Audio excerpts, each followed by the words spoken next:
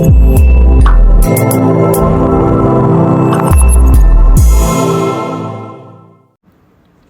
Friends, welcome to K drama కథలు.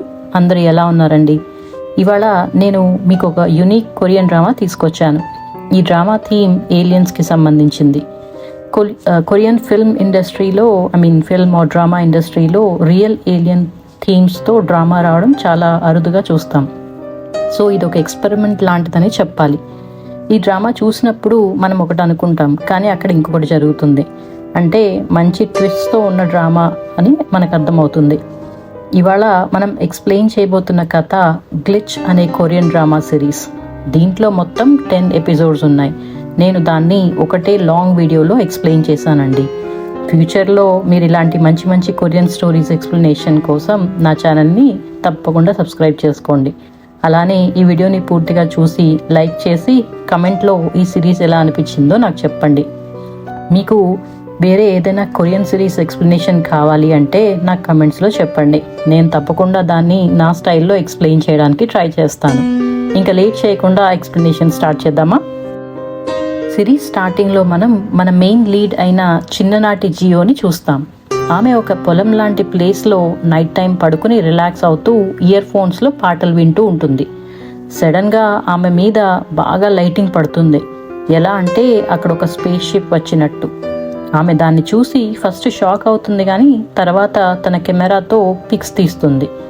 Scene cut అయ్యి కొన్ని ఇయర్స్ తర్వాత పెద్దగా అయిన జియోని తన రూమ్లో చూస్తాం.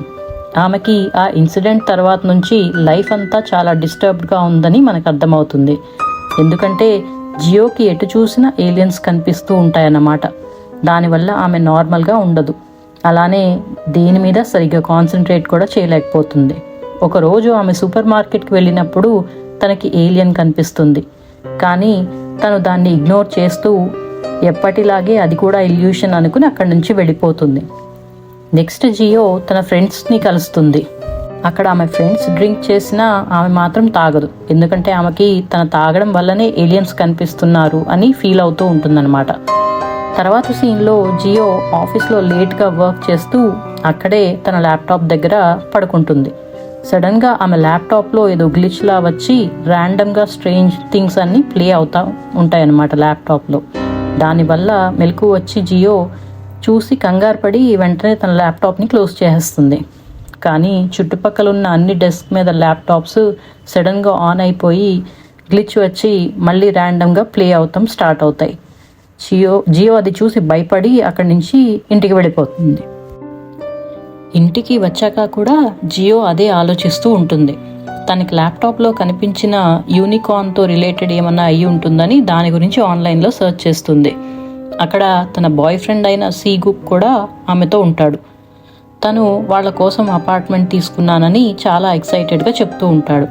కానీ ఆమె ఆ విషయం విని చాలా నార్మల్గా రియాక్ట్ అవుతుంది. నెక్స్ట్ సీన్లో జియో సీగుక్ని వాళ్ళ పేరెంట్స్కి పరిచయం చేస్తుంది. వాళ్ళు ఒక రెస్టారెంట్లో డిన్నర్ చేస్తూ ఉంటారు. అక్కడ జియోకి మళ్ళీ ఏలియన్ కనిపిస్తుంది.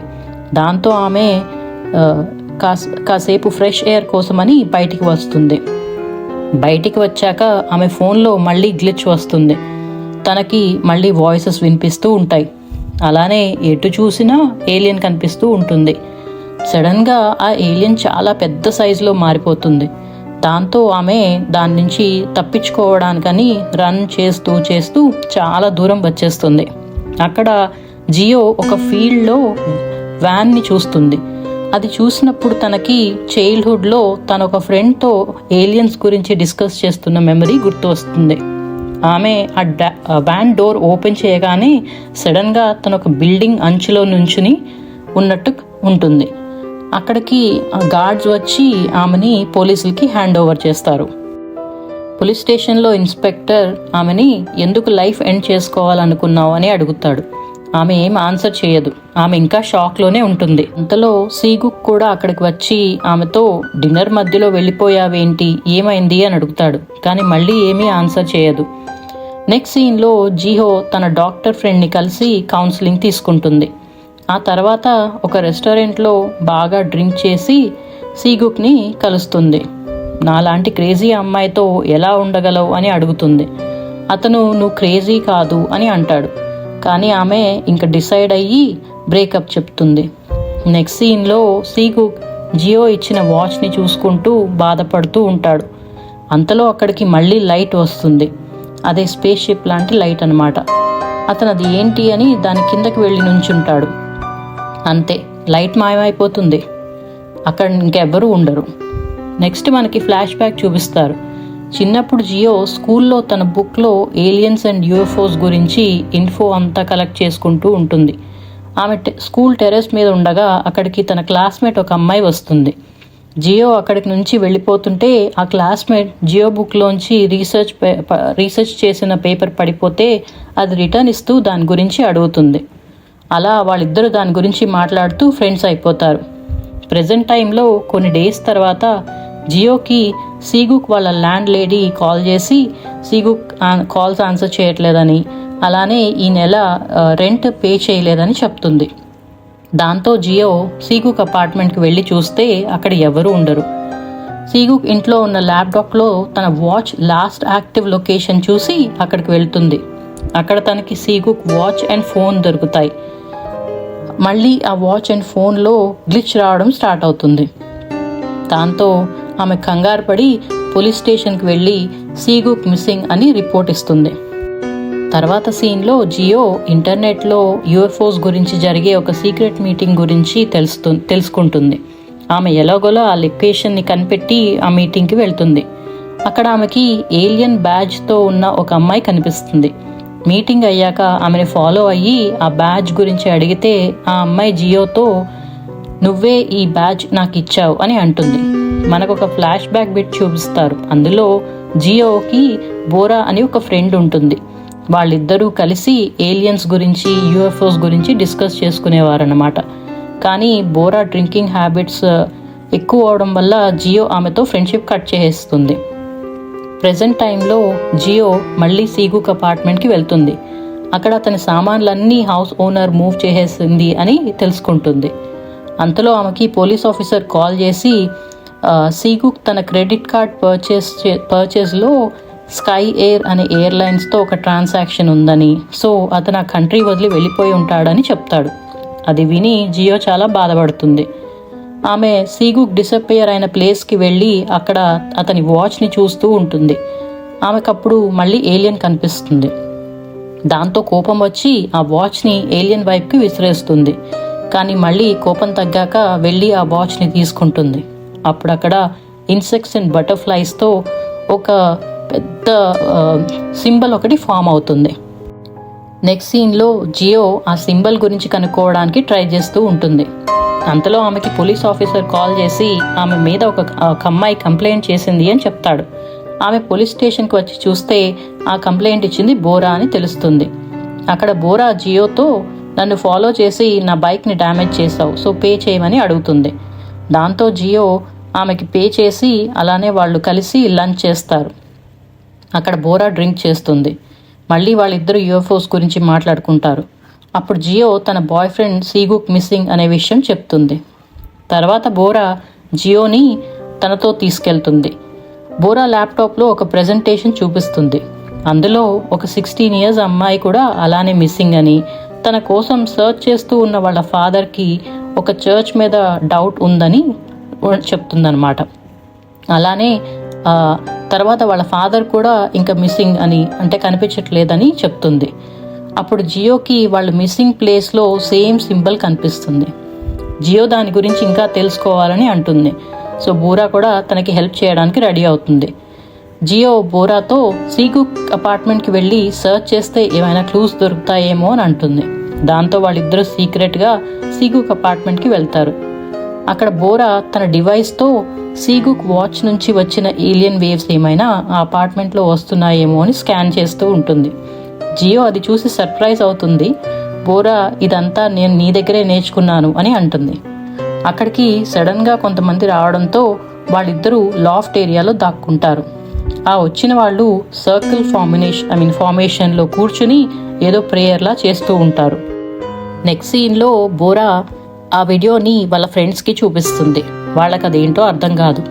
బోరా జియోని కలిసి ఆ అపార్ట్మెంట్ లేడీ, అంటే ఆ ప్రేయర్ చేస్తున్న వాళ్ళు ఉన్నారు కదా, అందులో ఒక ఆ అపార్ట్మెంట్ లేడీని ఫాలో అవుదామని చెప్తుంది. కానీ జియో మాత్రం పోలీసులకి రిపోర్ట్ చేద్దామంటుంది. బోరా ఆమెతో పోలీసులు ఏలియన్స్ లాంటి మాటల్ని నమ్మరు అని చెప్తుంది. తర్వాత బోరా తన ఫ్రెండ్స్తో అపార్ట్మెంట్ లేడీని ఫాలో చేస్తుంది. ఆమె వెళ్ళిన బిల్డింగ్లోకి వెళ్తే అక్కడ వాళ్ళకి కిమ్ కనిపిస్తాడు. కిమ్ అంటే ఆ మిస్సింగ్ అమ్మాయి వాళ్ళ ఫాదర్ అన్నమాట. అతను కూడా ఇప్పుడు చర్చ్లో మెంబర్ అని తెలుస్తుంది. అతను వాళ్ళని ఆ చర్చ్ న్యూ మెంబర్స్ కింద అందరికీ పరిచయం చేస్తాడు. అక్కడ బోరా ఆ చర్చ్ వాళ్ళంతా కూడా సేమ్ టైప్లో ప్రేయర్ చేయడం చూస్తుంది. వాళ్ళు ఆ ప్రేయర్ ద్వారా ఒక మెసాయా రాక గురించి మాట్లాడుతూ ఉంటారనమాట. నెక్స్ట్ సీన్లో కిమ్ బోరా అండ్ జియోని కలిసి అతనికి చర్చ్ గ్రూప్ మీద డౌట్ ఉందని, తన డాటర్ మాయమైపోవడానికి వాళ్లే కారణమని చెప్తాడు. కిమ్ హెల్ప్తో జియో అండ్ బోరా ఒక చర్చ్ లేడీ కార్ ట్రంక్లో దాక్కుని ఆమె ఇంటికి వెళ్తారు. అక్కడికి వచ్చాక వాళ్ళు డివైజెస్ యూజ్ చేసి ఆ లేడీ ఇంట్లో ఏమైనా ఉందేమో అని చెక్ చేస్తూ ఉంటారు. అంతలో ఆ ఇంట్లో వాళ్ళకి ఒక వీల్ చైర్లో ఉన్న ఓల్డ్ లేడీ కనిపిస్తుంది. ఆ చర్చ్ లేడీ బయటకు వెళ్ళినప్పుడు వాళ్ళు ఆ ఓల్డ్ లేడీ దగ్గరికి వచ్చి క్వశ్చన్స్ అడిగితే ఆమె ఏమీ రెస్పాన్స్ ఇవ్వదు. ఆమె చేతిలో ఉన్న ఫ్రూట్ ఒకటి కింద పడిపోతే జియో తీసి ఆ ఓల్డ్ లేడీకి ఇస్తుంది. ఈ ఓల్డ్ లేడీని 1976లో సోల్లో యూఎఫ్ఓ చూసినట్టు ఇంటర్వ్యూ ఇచ్చింది అని, తర్వాత మళ్ళీ ఇంకా కనిపించలేదు అని వాళ్ళకి అక్కడున్న బుక్స్ ద్వారా అర్థమవుతుంది.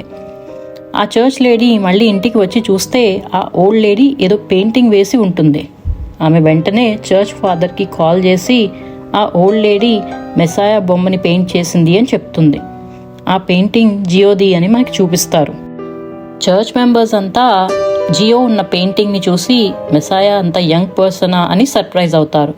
చర్చ్ ఫాదర్ వాళ్లతో దాని గురించి నేను చూసుకుంటాను అని చెప్తాడు.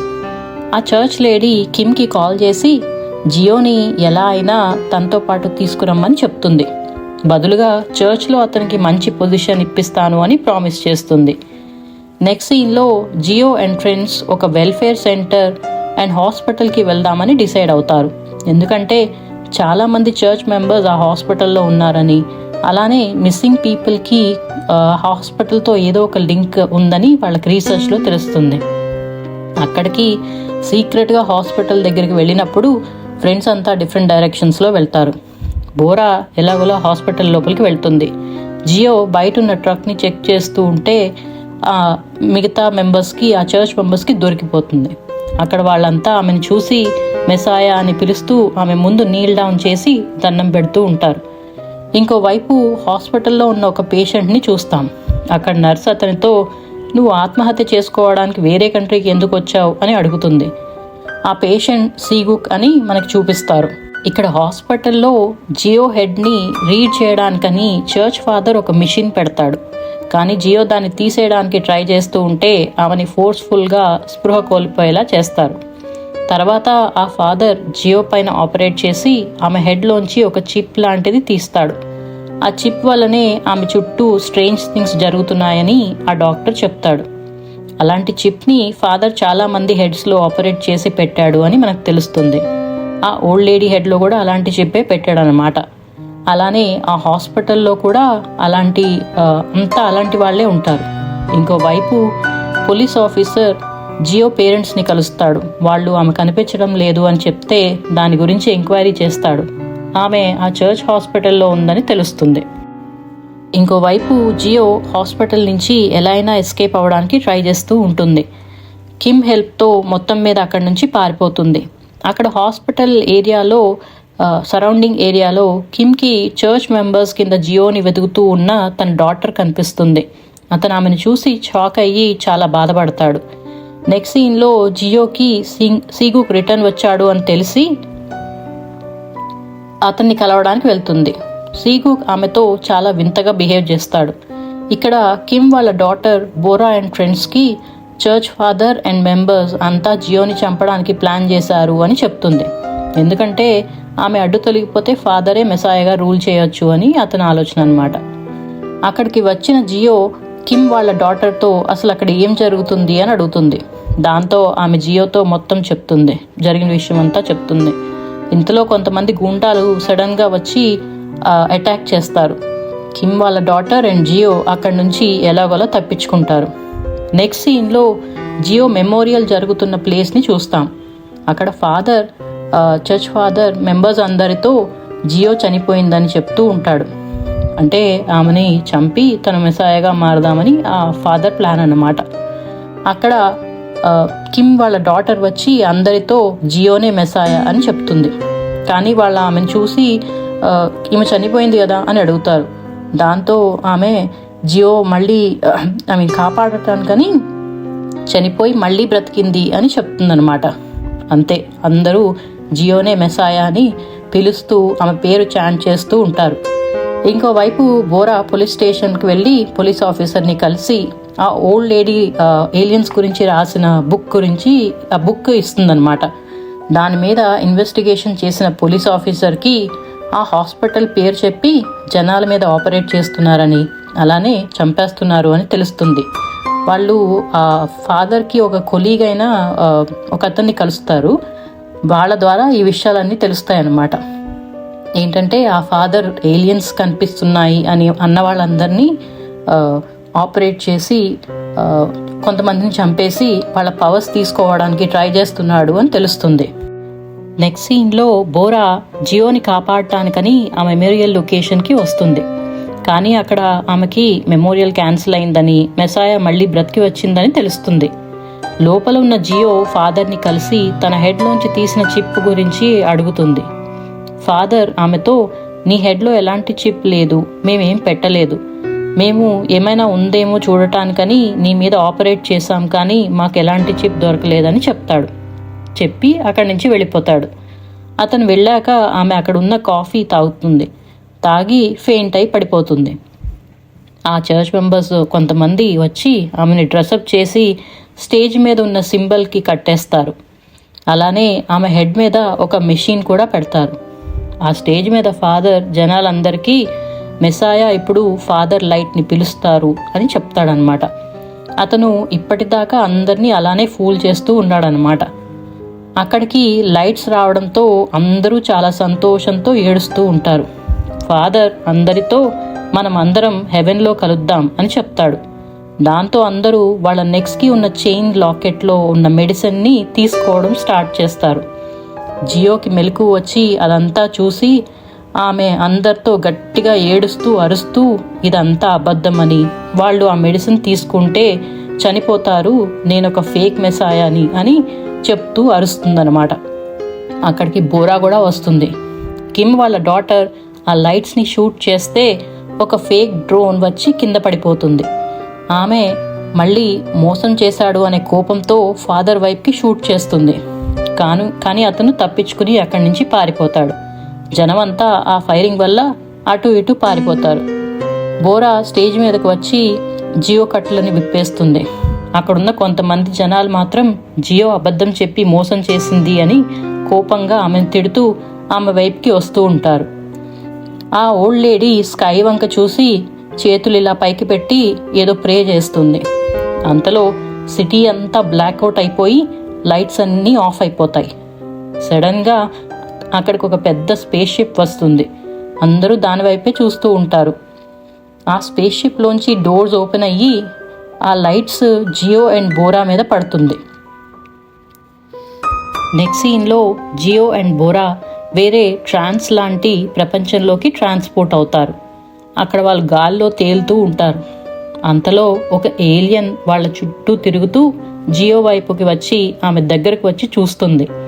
మెల్లగా ఆమె హెడ్ వైపుకి తన ఏలియన్ హ్యాండ్ని పెడుతుంది. ఆమె హెడ్లోంచి ఒక చిన్న వస్తువు బయటికి వస్తుంది. దాన్ని తీసుకుని ఆ ఏలియన్ అక్కడి నుంచి వెళ్ళిపోతుంది. ఇక్కడ స్టేజ్ మీద సడన్గా స్పేస్ షిప్ మాయమైపోతుంది. మళ్ళీ లైట్స్ అన్నీ ఆన్ అవుతాయి. కానీ జియో అండ్ బోరా అక్కడ ఉండరు. వాళ్ళిద్దరూ ఒక ఫారెస్ట్ ఏరియాలో పడిపోయి ఉన్నట్టు కనిపిస్తారు. వాళ్ళిద్దరూ ఒకరినొకరు చూసుకుని నవ్వుకుంటారు. నెక్స్ట్ సీన్లో కిమ్ వాళ్ళ డాటర్ ఫాదర్ని వెతుకుతూ వచ్చి అతని వైపు గన్ పాయింట్ చేసి చంపడానికి రెడీ అవుతుంది, మోసం చేశాడు అనే కోపంతో. కానీ కిమ్ అక్కడికి వచ్చి ఆమె చేతిలోంచి గన్ తీసుకుని ఫాదర్ని అతనే చంపేస్తాడు. తర్వాత జియో తన డాక్టర్ ఫ్రెండ్ని కలిసి జరిగిందంతా చెప్తుంది.